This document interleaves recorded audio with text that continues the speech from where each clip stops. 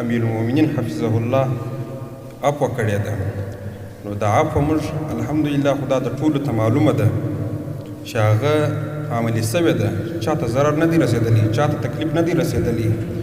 نو الحمدلله هوایي ځواک مکمل فعال دی. خو بیا هم ښه دی چې دا هیوادوال خدمت وکړي په د هوایي ځواک کې چې کوم د لې پیلوټان و یا انجینران و هغه اشغالګرو بوتله د ځان سره یا تللي دي په خپله خوښه سره، بیا هم اطمینان ورکړي.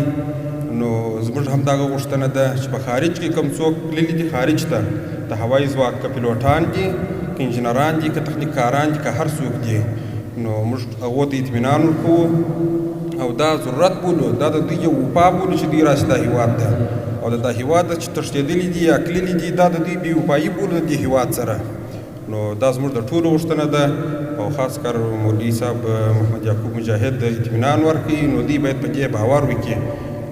او الحمدلله د کندهار لیوه مکمله فعاله ده په هره حواله سره. که زموږ هیوادوال لکه اوس چې تاسو ویل ده په سیلابونو کې بند پاته وه، کیدای شي دوی مړه سوي وی، په 100 کې 90% دا امکان چې دوی دې مړه شي، مګر هوایي ځواکونه وتوانېدله د تیارو د لارې موږ وکولی سوی چې هغه راوباسو. ډېر کامیابه کار وسو الحمدلله.